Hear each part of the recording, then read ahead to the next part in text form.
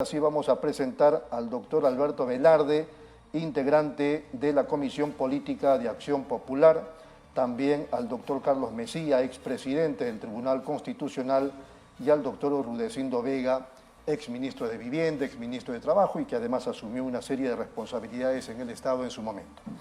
La idea es un poco ir entendiendo lo que nos está pasando en el marco de la crisis política. Muy buenos días a los tres. Empezamos con el doctor Carlos Mesía. ¿Cuál es su impresión global de lo que está pasando ahora en el país, en el ámbito político, doctor? Buenos días.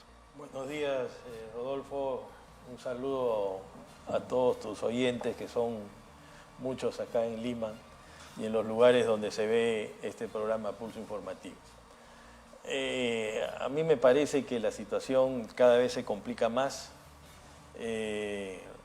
Creo que la fiscal de la Nación ha hackeado al presidente de la República y prácticamente ha puesto su cabeza a disposición del Congreso de la República, a quien le corresponde evaluar en términos políticos y jurídicos qué es lo que el Ministerio Público está pidiéndole a la representación nacional. Lo cierto es que en este momento ya está corriendo firmas para una tercera vacancia presidencial, la que ha sido redactada por el congresista Edward Málaga, que no es necesariamente un hombre, digamos, de la fila de Fuerza Popular. A propósito de Málaga, en el Partido Morado, ya Málaga, Susel Paredes y Flor Pablo han dicho que van a votar por la vacancia. ¿Sí? Así es. Lo que quiere decir que poco a poco, en escalada, la figura del presidente de la República se va desmoronando, y no tenemos que alegrarnos necesariamente por eso, porque en un sistema político como el nuestro, absolutamente presidencialista por donde se le mire, yo pienso que, es mi impresión, cuando se desmorona un presidente de la República se termina por caer todo el sistema político y el orden constitucional, lo que significa empezar a rebobinar las instituciones, el sistema político, y de ahí no sabemos qué puede pasar. Ahora, lo cierto es, con esto termino, que la crisis política ya tiene mucho tiempo y tarde o temprano tiene que encontrar una solución. Esperemos que sea una solución institucional y no violenta, ¿no? Correcto. Nos vamos un ratito a la pausa y luego la intervención del doctor Rudecindo Vega y también del doctor Alberto Velarde. Regresamos.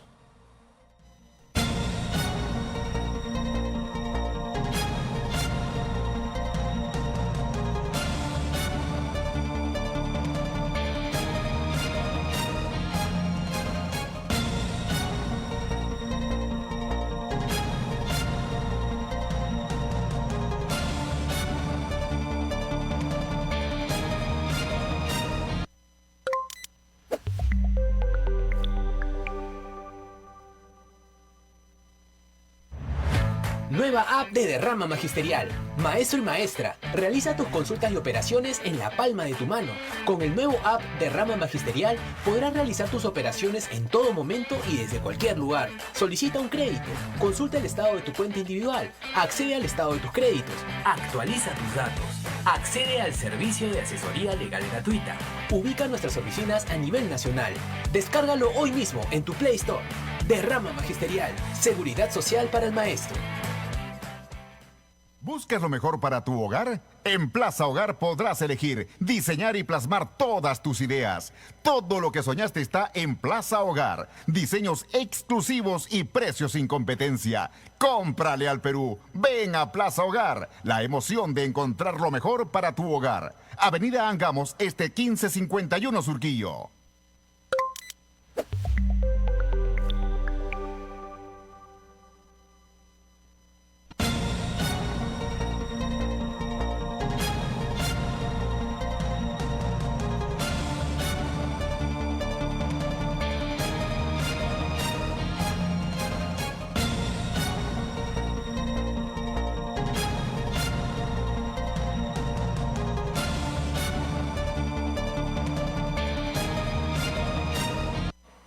Muy bien, seguimos aquí en Nativa Televisión, esto es Pulso Informativo. Hemos escuchado al expresidente del Tribunal Constitucional, Carlos Mesía, expresando su análisis en relación a la coyuntura política. Vamos con el doctor Rudecindo Vega. Mira, Rodolfo, para mí es penosa la situación, es terrible, es dolorosa cuando uno lo mira institucionalmente, ¿no?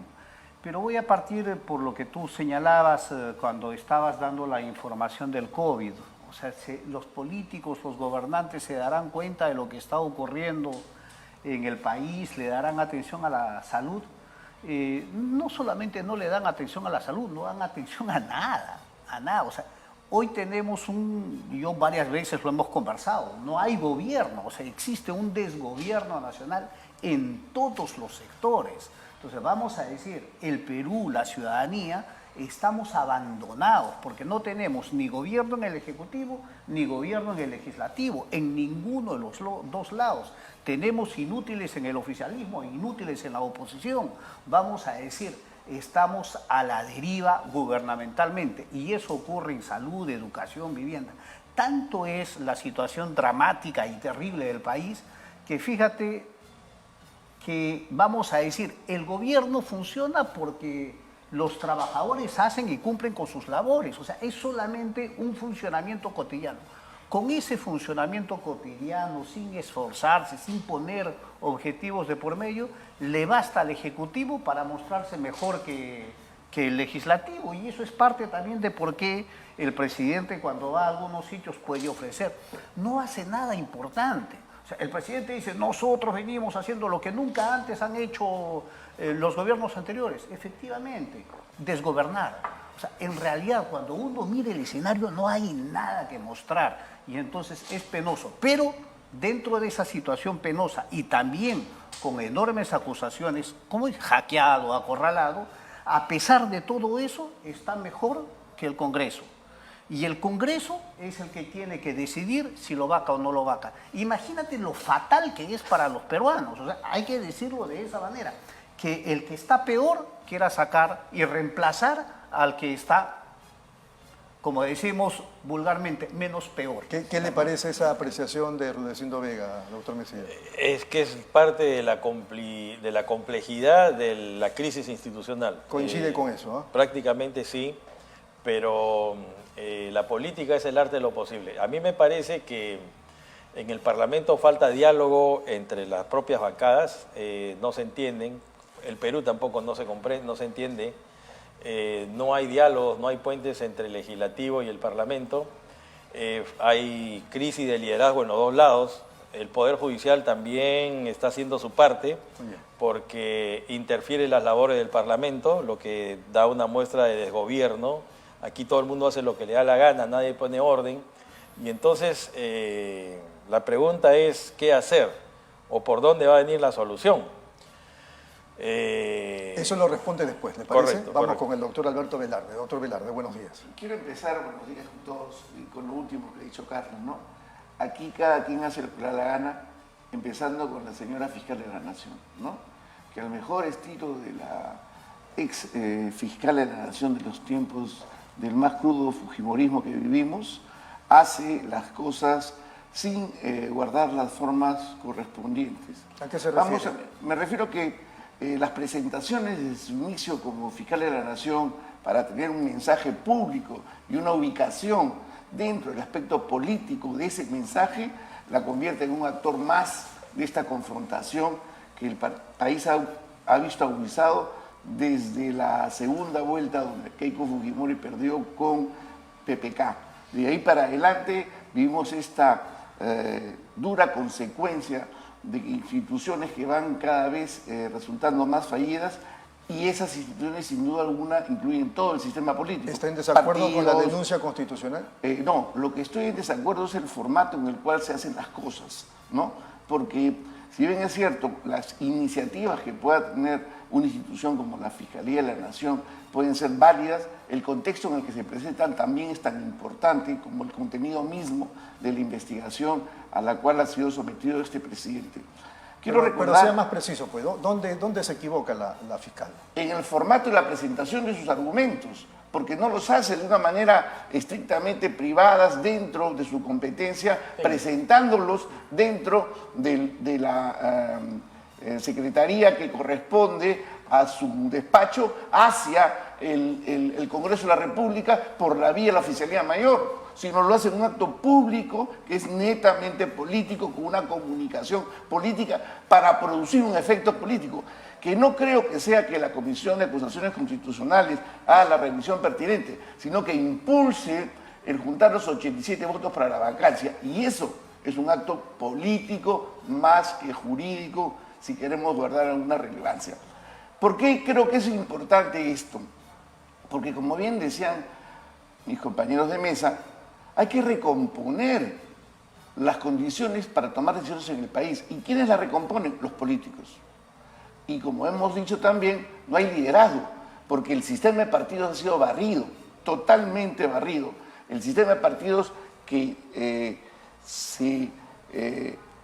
emerge de la lucha contra el fujimorismo en el año 2000 ha quedado totalmente desaparecido, especialmente con esta derrota dramática que sufrió Acción Popular, que era el último partido histórico que quedaba de los años 60 hacia adelante en la actividad política partidaria. En consecuencia, la búsqueda del diálogo, el encuentro de consensos y la capacidad de producir objetivos nacionales nuevos es la tarea que hoy debemos todos estar abocados a promover.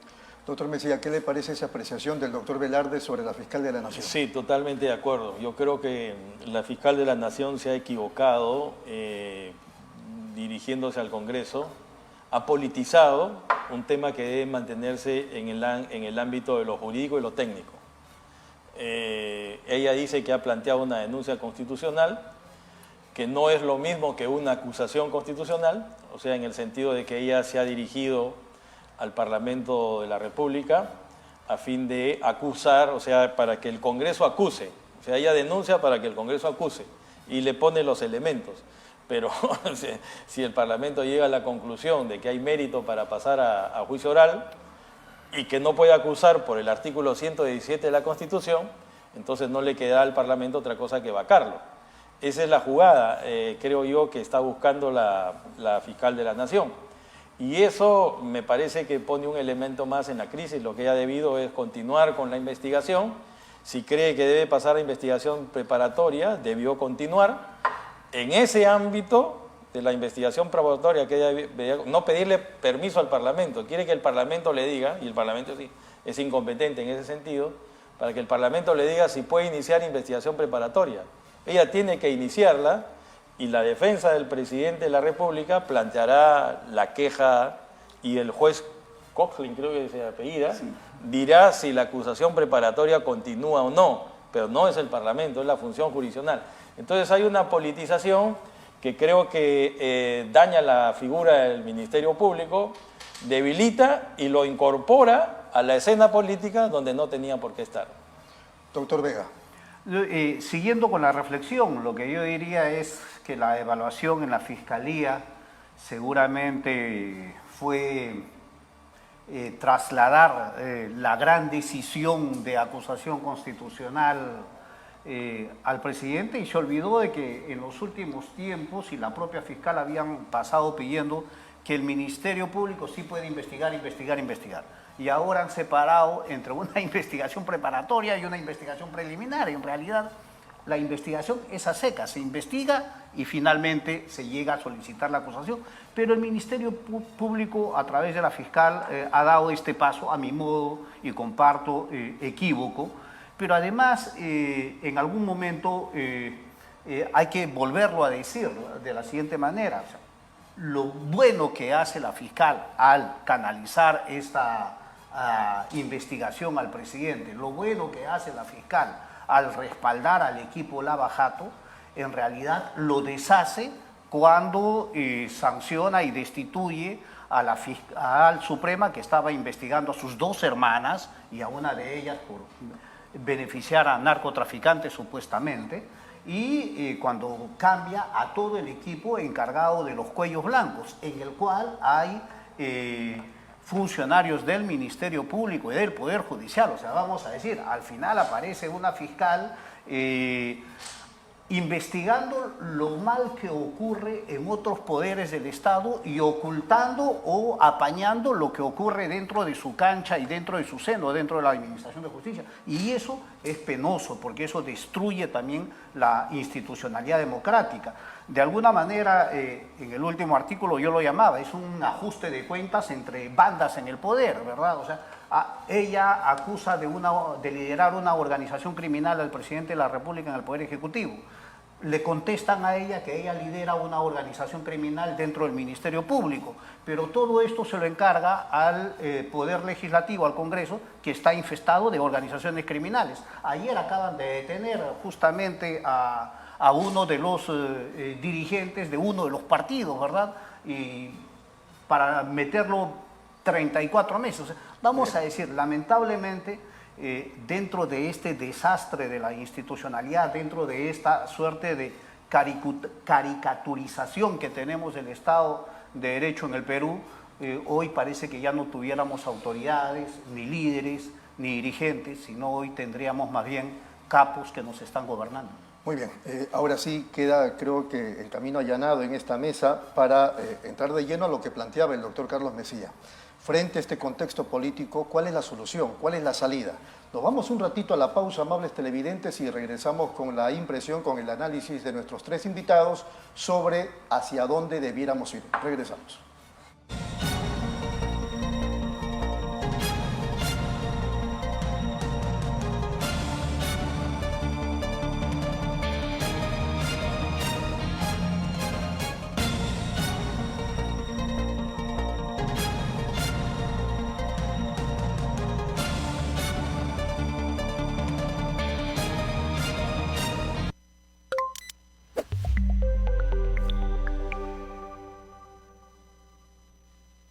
¿Buscas lo mejor para tu hogar? En Plaza Hogar podrás elegir, diseñar y plasmar todas tus ideas.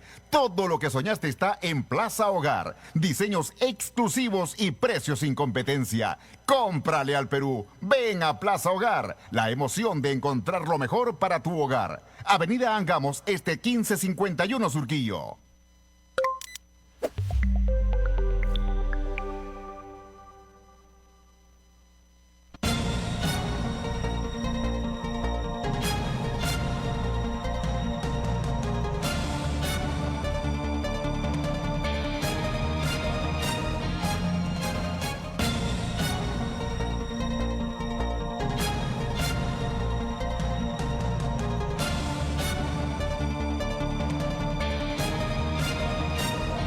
Claro. Muy bien, seguimos aquí en Nativa, esto es Pulso Informativo, estamos conversando con el doctor Alberto Velarde, el doctor Rudecindo Vega, el doctor Carlos Mesía, y ahora la pregunta es si ya llegamos al final del túnel y estamos viendo alguna luz por la que nos podamos conducir. Doctor Mesía, ¿qué dice usted? A ver, yo como hombre de derecho, y además con la responsabilidad de haber sido presidente de una institución como el Tribunal Constitucional, tengo que ser cuidadoso con lo que digo. Y creo que toda solución política debe ser en el margen ya estrecho de lo que es la constitucionalidad de las instituciones. Esto significa que tendrían que moverse los mecanismos que están establecidos en la Constitución, básicamente la vacancia presidencial. Pero me temo, como conversábamos en el off the record, que en un sistema presidencial la vacancia, dadas las circunstancias y en el análisis que han hecho los que me acompañan en la mesa, va a significar también la caída del Parlamento y la convocatoria a nuevas elecciones. Y eso, claro, significa más o menos salirse de los márgenes de la Constitución. Pero a veces lo fáctico también tiene un grueso sector de normatividad. Lo fáctico también produce normatividad. Y vamos a entrar en un periodo de excepcionalidad, y de lo excepcional también nace lo jurídico. Lo que no sabemos es si efectivamente qué va a pasar, donde vamos a tener que pedir a quienes son los actores políticos o quienes van a ser los actores políticos de esa circunstancia que estén a la altura de lo que el país va a necesitar. O sea, instituciones sólidas, gente preparada en el Parlamento, elecciones limpias. O sea, necesitamos, diríamos yo, limpiar la casa de arriba para abajo. Bueno, ¿cómo arrancamos? ¿Cómo empezamos? yo creo que la vacancia presidencial, aunque dudo que hayan los votos también. Correcto. Todavía... Vamos a la idea de que por fin se retira al presidente. ¿Quién asumiría? Entiendo que Dina Boluarte. Es que lo que pasa es que creo que Dina Boluarte también no va a aguantar. La crisis política va a ser tan grande que incluso el Parlamento se va a ver en la necesidad de convocar a nuevas elecciones. ¿Eso lo puede hacer el Congreso? No, por eso digo, el estrecho margen que queda, o sea, lo que pasa es que la Constitución va a tener que ser suspendida en un determinado momento, no porque los actores políticos lo quieran, sino porque la fuerza política o la fuerza normativa de lo fáctico va a obligar a eso. Y de esa excepcionalidad tiene que salir una norma jurídica constitucional, que creo que debe seguir siendo la Constitución del 93, pero con autoridades e instituciones limpias y renovadas. ¿Usted cree que vamos a llegar a eso, al tema de suspender por un ratito la Constitución del Estado? No veo otra salida, lo otro sería una asamblea constituyente, pero lo veo difícil. La asamblea constituyente es más complicada todavía, porque significaría poner en suspenso todas las instituciones, todo el orden jurídico, toda la seguridad pública en un año por lo menos, que es lo que se demora en redactar una constitución, de la cual tampoco no se sabe qué saldrá. Y además, ¿quién va a liderar la asamblea constituyente? ¿Quién la va a convocar? La palabra de Rudecindo Vega.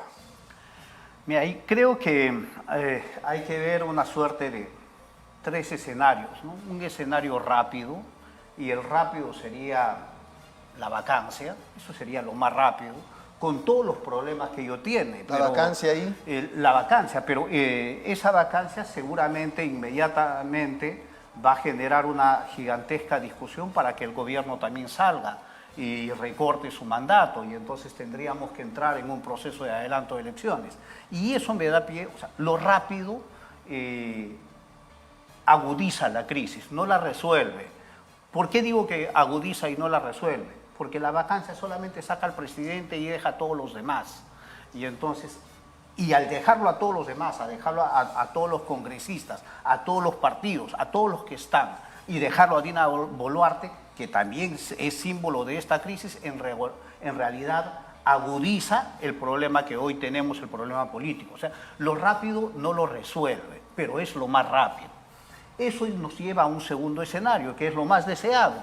Y lo más deseable es que se adelanten las elecciones. O sea, si se vaca, el gobierno tendría que estar dispuesto, o Dina Boluarte también, si ella asume, a adelantar las elecciones. ¿Por qué? Porque la ciudadanía le va a exigir, no les va a permitir quedarse. Ahora, ella por sí misma no puede adelantar las elecciones. No, porque ella tiene que asumir todavía el cargo de presidenta, tendría que juramentar el cargo ante este Congreso, y entonces íbamos a decir, esa posibilidad de llegar a un adelanto de elecciones, que sería lo más conveniente, en donde ya no estaría Castillo, no estaría Dina, no estaría el Congreso, y se convocan a elecciones generales. Pero esa es una salida que nos da un gobierno de transición, y un gobierno de transición, como lo hemos tenido con Valentín Paniagua y como lo hemos tenido con Francisco Sagasti, es un periodo de 9 meses, cuando menos, para que entre el nuevo gobierno. Entonces, vamos a decirlo, hay que verlo de esa manera. Y el tercer escenario que veo yo, que es el más probable, y para mi lectura es el más probable, es que nos quedemos con estos inútiles y con estos incapaces hasta el 2026, porque en realidad tienen el control en el Congreso, tienen el control de las autoridades, al último terminan pactando y se quedan todos. ¿Por qué? Porque a los congresistas quieren quedarse hasta el 2026, el presidente quiere quedarse hasta el 2026, y entonces vamos a ver 4 años de padecimiento terrible para los ciudadanos y la democracia en el Perú. Muy bien. Doctor Alberto Velarde. Bueno, voy a empezar un poco con lo que dijo Rudy al final, ¿no? Que se queden todos. Porque el primer esquema es que se vayan todos para que regresen los anteriores, o sea, que regresen los mismos. La solución, sin duda alguna, pasa por una capacidad de pacto dentro de las fuerzas políticas que están representadas en el Congreso, porque, siguiendo lo que dice Carlos, un mínimo de legalidad tiene que haber. En el año 2000, recordemos, las fuerzas políticas pactaron una salida y una reforma constitucional muy rápida tal vez no bajo los cánones que nos gustaría, quienes de una u otra manera estamos cercanos al estudio del derecho constitucional, pero hubo una salida dentro del Congreso. El fujimorismo no tenía otro camino que allanarse. Además porque recuerda que perdió un número de sus integrantes que eran fujimoristas de última elección, de última hora, y que terminaron votando a favor de Paniagua y de las reformas que Paniagua propuso desde la mesa de la OEA hasta plasmarlas en la reforma propiamente constitucional. Ese proceso de madurez también se puede esperar como parte de la solución, agregando un escenario a los tres que muy bien ha descrito Rudy. Pero en esta condición teníamos un antecedente fundamental, que los partidos históricos habían desarrollado un trabajo a través del Frente Democrático, trabajo que venía con la sociedad civil con 2 años de anticipación, enfrentando los abusos que el fujimorismo había hecho en el manejo de la Carta Constitucional que ellos mismos habían producido. Y en consecuencia teníamos los puentes necesarios para llegar a algunas soluciones sólidas, como fue la llegada de Paniagua al gobierno de transición. Distinto es el caso de la llegada de Sagasti.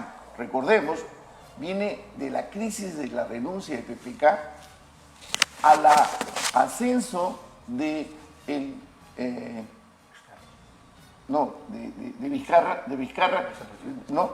Pero ya con un cuestionamiento interno entre ellos, que venían sintiendo los pasos de que Vizcarra estaba por traicionar la lealtad que tenía con el jefe de Estado.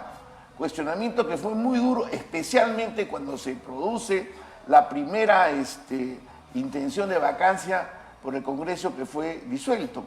Y luego, finalmente, cuando el factor Keiji Fujimori, que fue muy importante en esa crisis, logra conseguir la libertad de su padre y finalmente lo pone a PPK en la condición de la renuncia.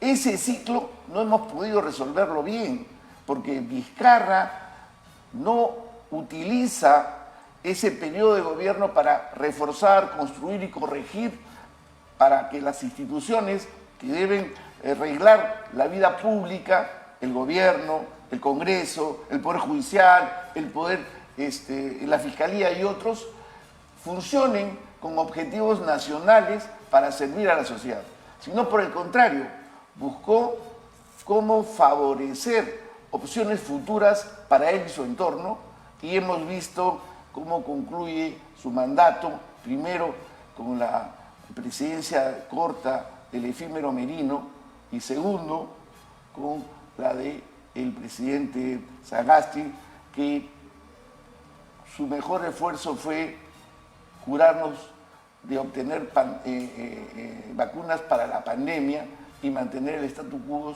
sin reformar nada, ni visualizar que después de su gobierno podría venir este caos del que somos hoy protagonistas también todos los ciudadanos, porque la ciudadanía en estos últimos 14 meses o 15 del gobierno del presidente constitucional Pedro Castillo no ha tenido grandes movimientos protagónicos, pese a que ha sido citada por distintas fuerzas políticas para mostrar cuál es su ánimo. Y solo nos hemos basado, como ahora, en el análisis de las encuestas, que no siempre están debidamente organizadas para favorecer que la opinión pública quede plasmada en ellas. Necesitamos más calle, más partidos para esta solución política. Doctor Mesía, ¿coincide con esas apreciaciones de sus compañeros de mesa? Bueno, acá hay un problema que está planteado desde el inicio. Se dice que el Parlamento también forma parte de la crisis, y eso es verdad. Pero el problema es que la sucesión, por más fáctica que sea, o estrechamente limitada en los márgenes de la Constitución, tiene que contemplar a estos actores políticos en crisis. O sea, no es de que se van estos y viene uno de afuera y lo ponemos en la presidencia de la República o en la jefatura del Estado, sino que parece ser que si se cae el régimen, el sistema, la convocatoria a unas elecciones tiene que ser por alguien que tiene que salir del Congreso.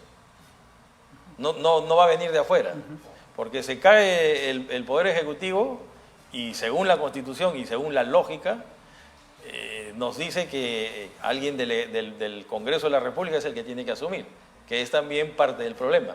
Entonces ahí me parece que se necesita mucha madurez en el Congreso, en el Ejecutivo, en los partidos políticos. Hablo de quienes sin estar en este momento ni en el Congreso ni en el Parlamento, tienen algún tipo de opinión, el APRA, Acción Popular, el Partido Popular Cristiano, en fin, empezar a conversar para buscar una salida, porque recuerden que la salida a Paniagua fue en el marco de unas conversaciones que tenían lugar con la Organización de los Estados Americanos.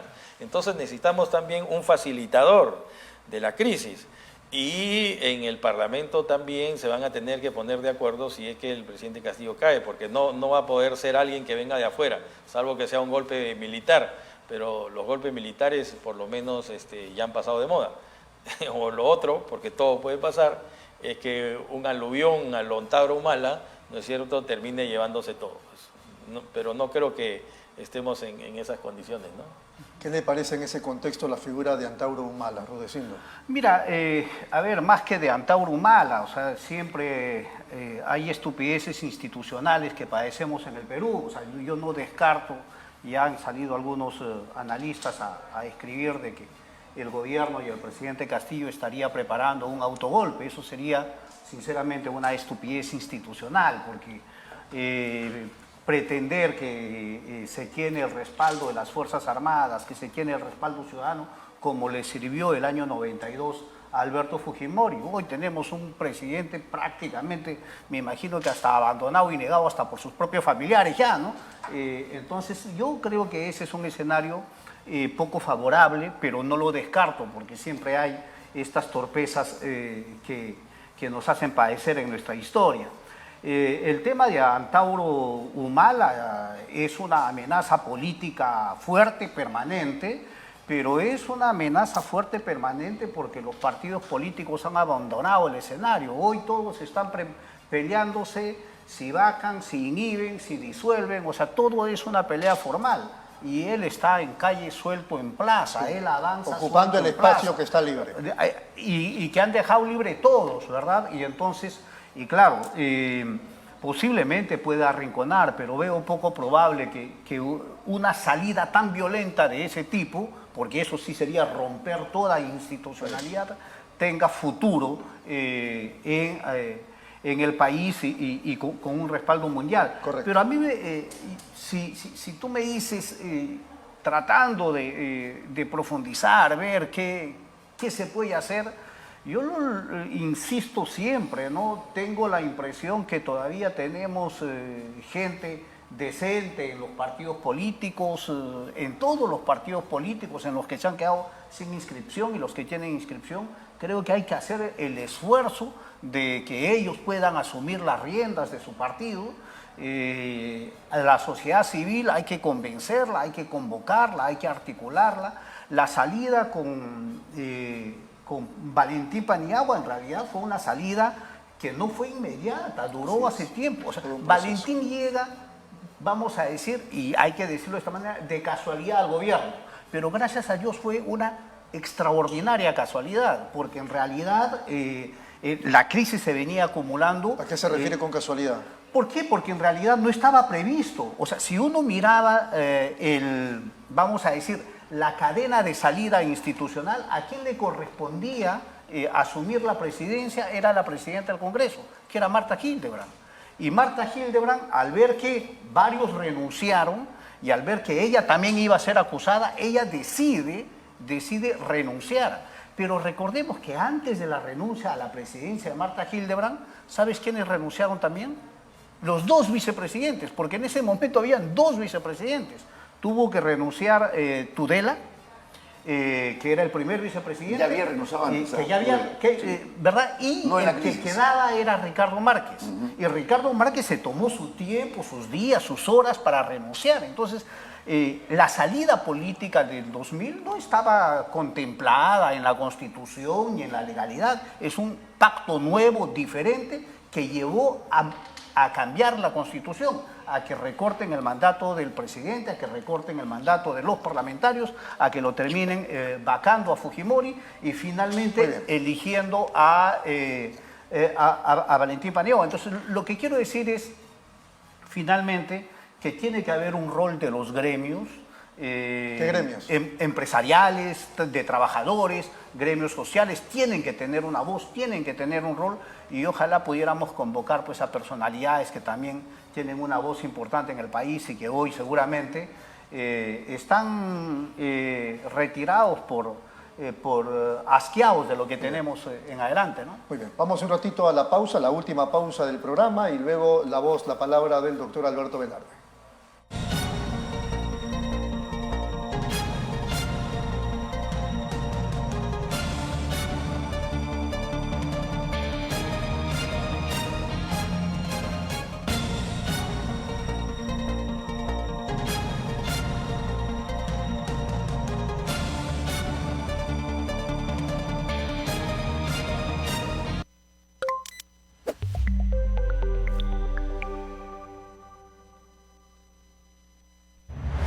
Nueva app de Derrama Magisterial. Maestro y maestra, realiza tus consultas y operaciones en la palma de tu mano. Con el nuevo app Derrama Magisterial podrás realizar tus operaciones en todo momento y desde cualquier lugar. Solicita un crédito, consulta el estado de tu cuenta individual, accede al estado de tus créditos, actualiza tus datos, accede al servicio de asesoría legal gratuita. Ubica nuestras oficinas a nivel nacional. Descárgalo hoy mismo en tu Play Store.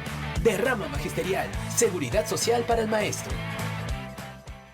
¿Buscas lo mejor para tu hogar? En Plaza Hogar podrás elegir, diseñar y plasmar todas tus ideas. Todo lo que soñaste está en Plaza Hogar. Diseños exclusivos y precios sin competencia. Cómprale al Perú. Ven a Plaza Hogar. La emoción de encontrar lo mejor para tu hogar. Avenida Angamos, 1551 Surquillo.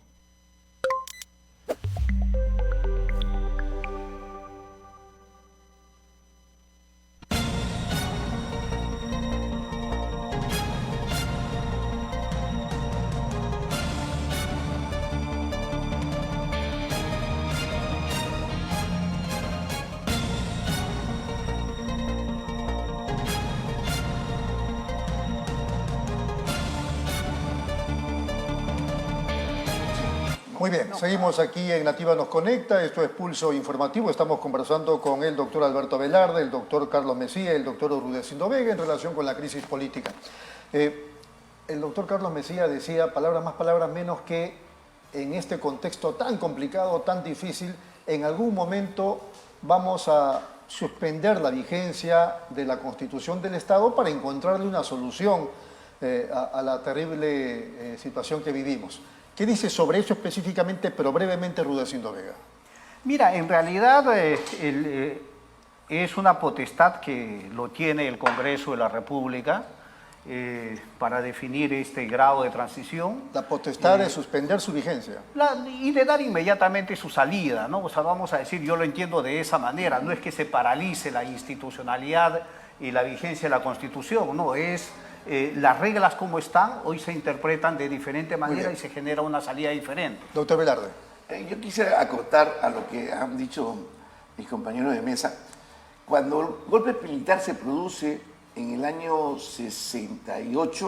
Contra Belaúnde. Contra Belaúnde, se produce un estatuto revolucionario que suspende la Constitución y pone en vigencia esa norma legal, entre comillas, que impulsan los golpistas. No es el caso. ¿A qué golpista se refiere usted? A Velasco. Ah, correcto. Pensaba que hablaba de los que se califican como golpistas ahora. No. Estaba hablando del ejemplo del año 68 para traer un poco puntualmente el ejemplo histórico y constitucional que el país ha vivido en estas últimas décadas, ¿no? En el caso del año 2000 no ocurre eso. En el caso del año 2000 se hace una reforma constitucional con un agregado de suspender ciertos artículos en su aplicación para el proceso electoral siguiente, ¿no? Que es un tránsito, digamos, menos traumático para los efectos del manejo de la jerarquía de las normas legales que tiene la República. Siendo menos traumático, allí también se suspende un ratito la Constitución. Lo que ocurre es que la suspensión, claro, es un momento casi imperceptible desde el punto de vista, ¿no?, del ordenamiento, porque cuando jura Paniagua ya está vigente plenamente la Constitución del año 93, pero luego el Congreso vota la reforma, recorta el mandato, ¿no es cierto?, y el presidente convoca elecciones en ese marco. Además, se dan algunas leyes adicionales y específicas por el Poder Ejecutivo, de varios tipos. Pero lo que creo que es importante ahora es ver cómo juega la calle y cómo son capaces los partidos de entenderla. Me parece a mí que necesitamos más ciudadanía en esta solución. Necesitamos más voces del ciudadano organizado, sea en los gremios empresariales, que ya sabemos su posición, sea también en las organizaciones de base, sea también en los partidos políticos que tienen inscripción y aquellos, como bien ha señalado Carlos, que son partidos históricos que perdieron inscripción. Pero respondiendo a la pregunta, sí está de acuerdo que la única salida es, digamos, suspender un ratito la vigencia de la Constitución. Yo diría que, para hablar en mi propio léxico, habría que tratar de acercarnos más a la solución del año 2000 que a del año 68. Muy bien, una pregunta suelta al terminar el programa, a propósito de lo que anoche veíamos en la televisión, creo que se los comenté fuera de micrófonos. Montesinos y sus actividades delictivas pueden resultar un bebé de pecho al lado de este contexto con este gobierno que encabeza Pedro Castillo, doctor Carlos Mesía. Bueno, yo creo que ambas clases de corrupción son condenables. Ya si una es más que la otra no tiene sentido, ¿no? No nos lleva a nada comparar quién fue más corrupto o no. Creo que en este momento la crisis es un problema de corrupción. Al presidente no se lo acusa necesariamente pues de mal gobierno, que también lo es, sino que la crisis se produce básicamente porque el jefe de Estado, el más alto funcionario de la República, que debería estar más allá del bien y del mal, está siendo cuestionado desde el Ministerio Público, ¿no es cierto?, con 7 carpetas fiscales abiertas. Muy bien. ¿No? Eso me parece que es lo que hay que tener en cuenta. Rudecindo Vega, por favor. Comparto lo que acaba de señalar Carlos, pero sin embargo yo añadiría lo siguiente.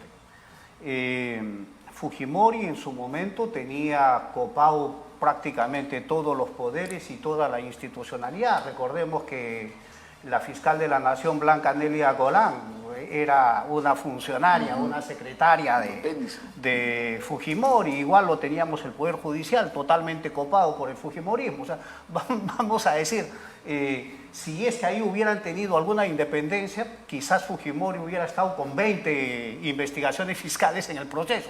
Pero no se dio, ¿por qué? Porque tenían controlado todo. Entonces, desconocer esa parte de la historia en realidad puede llevarnos a comparaciones terribles, o sea, a comparar un pájaro frutero con un sofisticado delincuente, ¿verdad? Correcto. A una banda a una pandilla de calle con una organización criminal transnacional. O sea, eso yo creo que no debe, o sea, está bien lo que acaba de señalar Carlos. La corrupción pequeña es tan mala como la grande. Hay que combatir ambas, pero creo que hay que ser claros también. Alberto Velarde. Yo creo que los términos referidos por mis compañeros de mesa es bastante claro. Yo quiero agregar una idea más. En la historia republicana hemos vivido muchos procesos de caídas de gobierno, pero el fujimorismo generó una constitución para blindar que el presidente de la República no fuera tocado. Un saco a la medida de Fujimori. Y ahora le pasa la factura. Un saco, exactamente. Y esa prolongación del fujimorismo de 11 años, entre otras cosas, fue porque no lo pudimos tocar, no porque no quisimos sacarlo en la calle, en los partidos y finalmente en el Congreso, hasta que tuvimos la oportunidad de sumar 6 o 7 votos para la elección de Paniagua como presidente constitucional de la República. En consecuencia, el concepto de corrupción que vivió con Fujimori y Montesinos la República, creo yo que sí es más grave, porque fue pensado para eso, mientras que este proviene de la propia incapacidad del sujeto elegido presidente de la República y de la falta de vocación democrática de los perdedores de la elección, que lo arriman a este presidente poco capaz en un conjunto de condiciones negativas que finalmente hace que los enredos terminen en esta corrupción de baja densidad, muy mala, pero muy distinta. Muy amables, señores. Muchas gracias por su presencia. Ha sido el doctor Carlos Mesía, el doctor Rudecindo Vega y el doctor Alberto Velarde esta mañana aquí en Pulso Informativo. Gracias, permiso.